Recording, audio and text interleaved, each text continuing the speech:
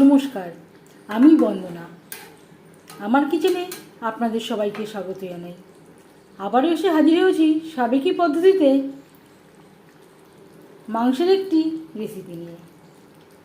দেখে নেওয়া যাক আজকের এই মাংসের ঝোলের বা কষা মাংসের রেসিপিটি। আজকের রেসিপি কষা মাংস। কষা মাংস তৈরি করার জন্য এখানে আমি 600 গ্রাম পোলট্রি মুরগির মাংস নিয়েছি। মাংস আমি বেশ পরিষ্কার করে ধুয়ে নিয়েছি। আজ আমি একটু রান্না করব সাবেকি পদ্ধতিতে। দিয়ে দিলাম হলুদের গুঁড়ো, আর দিয়ে দেব লবণ। এভাবে আমার মা মাংস রান্না করতেন। তখন অবশ্য আমাদের বাড়িতে মুরগির মাংস উঠতো না, খাসির মাংস দিয়েই তৈরি করতেন। আর দিয়ে দিলাম আদা ও কাঁচা লঙ্কার পেস্ট।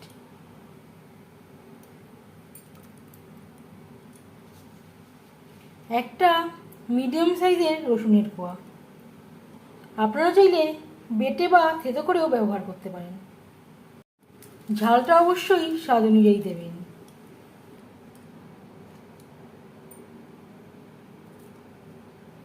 এক চামচ জিরে ও ধনের গুঁড়ো। আমার মা অবশ্য জিরে ও ধনে বাটা ব্যবহার করতেন।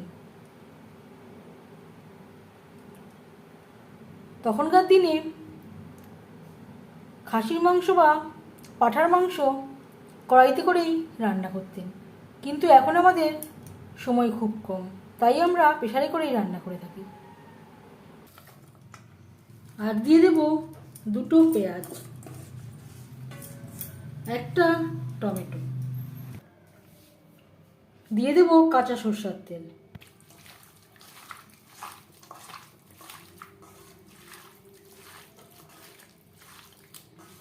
সেম প্রসেসে আপনারা খাসির মাংস দিয়েও তৈরি করতে পারেন।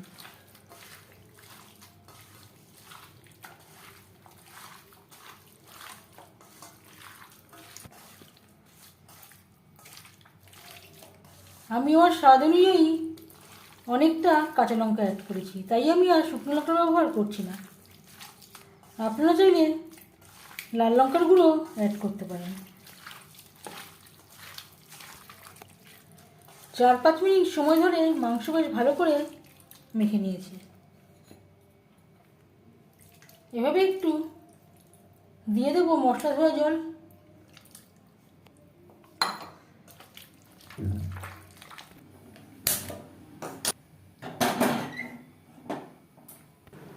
এইভাবে অনেকেই ট্রাই করেছেন, আবার অনেকেই ট্রাই করেননি। তবে আগেকার দিনে এভাবেই মাংস রান্না করতেন।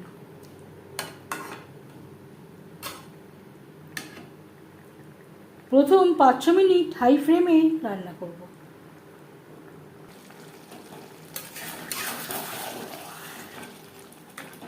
পাঁচ মিনিট হাই ফ্লেমে রান্না করে নেওয়ার পর গ্যাসের ফ্লেমটাকে একেবারে লোতে করে দেব। ঢাকনা চাপা দিয়ে আরও 5-6 মিনিট রান্না করব।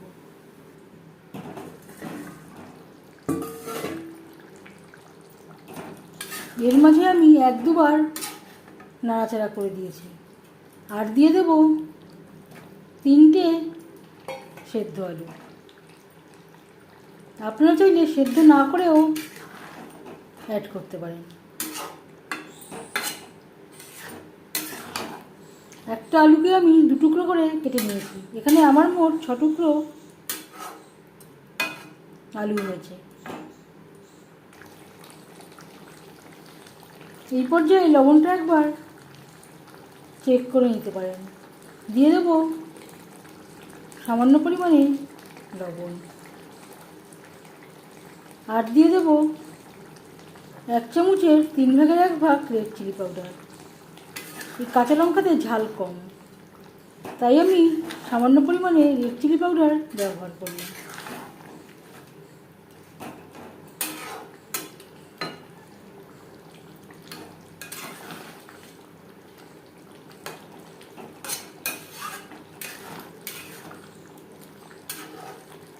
মিডিয়াম ফ্লেমে আরও 3-4 মিনিট রান্না করব। আমি আর জল অ্যাড করছি না। আপনারা চাইলে এই পর্যায়ে পরিমাণ মতো জল অ্যাড করতে পারেন। আমার মা যখন খাসি মাংস বা পাঁঠার মাংস রান্না করতেন তখন তো আমরা পাঁঠার মাংসই খেতাম।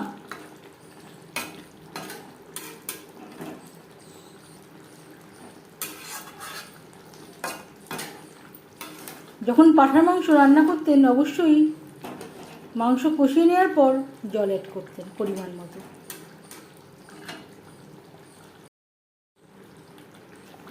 এবার যাচ্ছি ফাইনাল স্টেপে। সবশেষে দিয়ে দেব ছোটো হাফ চামচ গরম মশলা পাউডার। আমার কাছে তৈরি করা ছিল তাই আমি গরম মশলা পাউডারই অ্যাড করলাম। আপনারা চাইলে গরম মশলা বেটেও অ্যাড করতে পারেন। অবশ্যই বেটে অ্যাড করলে এর স্বাদ গন্ধ দুটোই অনেকটাই ভালো হবে। গ্যাসের ফ্লেমটা বন্ধ করে দেব।